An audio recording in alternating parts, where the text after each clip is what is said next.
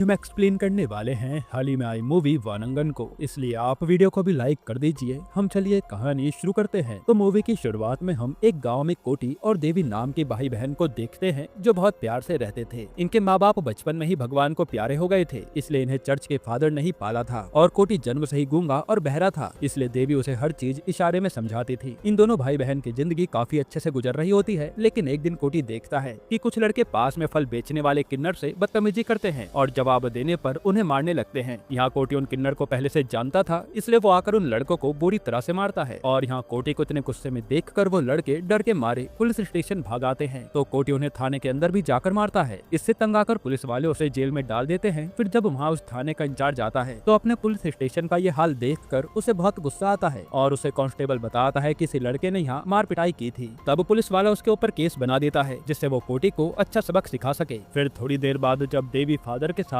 कोटी को छुड़ाने आती है तो पुलिस वाला साफ मना कर देता है कि अब तो केस बन चुका है, जज साहब भी इसका फैसला करेंगे। असल में उस पुलिस वाले का प्रमोशन होने वाला था, इसलिए वो दिखाना चाह रहा था कि वो एक्शन लेने में कितना आगे है। फिर जब ये लोग जज के घर पर जाकर कोटी का फैसला करने को कहते हैं तो फादर का वकील उन्हें बताता है कि कोटी बोल और सुन नहीं सकता, जबकि पुलिस वाले ने कंप्लेन में लिखा था कि कोटी ने लड़ाई झगड़े वाली बात अपने मुंह से कबूली है। ये देखकर जज पहले तो उस पुलिस वाले को डांटते हैं, फिर वो कोटी को जाने देते हैं। अब इसके बाद हम टीना नाम की लड़की को देखते हैं जो गाइड का काम करती है और उसे काफी सारी भाषाएं आती हैं। इसके बाद जब कोटी टीना से मिलता है तो हमें पता चलता है कि टीना कोटी के पीछे पागल है, लेकिन कोटी ही उसे जरा भी भाव नहीं देता। इसी चक्कर में टीना अक्सर ऊट पटांग हरकत करती रहती है और आज तो गुस्से में कोटी टीना को पीट देता है। इसके बाद टीना के मम्मी पापा कोटी की शिकायत लेकर फादर के पास आते हैं कि आप इस कोटी को सजा दीजिए, लेकिन टीना तो यहाँ भी इशारे में कोटी से फ्लर्ट कर रही थी और वो कोई सजा भी सुनाने से मना कर देती है। अब अगले दिन टीना जब कोटी को देखती है तो उसे फिर परेशान करने के लिए पास वाले किन्नर को भेज देती है। तो कोटी समझ जाता है कि ये सब टीना की ही चाल है, इसलिए वो उसे सबक सिखाने के लिए उसके पीछे भागता है। पर टीना की मम्मी आकर अपनी बेटी को बचा लेती है। खैर फिर अगले दिन जब फादर चर्च में प्रेयर कर रहे होते हैं तभी वहाँ पास में शराब के ठेके का शोर होने लगता है, जिससे तंग आकर फादर वहाँ बज रहे गाने को बंद कराने जाते हैं तो ठेके वाला उन्हीं से बदतमीजी करने लगता है। और जब ये बात कोटी को पता चलती है तो वो उस आदमी को बहुत मारता है और ठेका भी तोड़ देता है।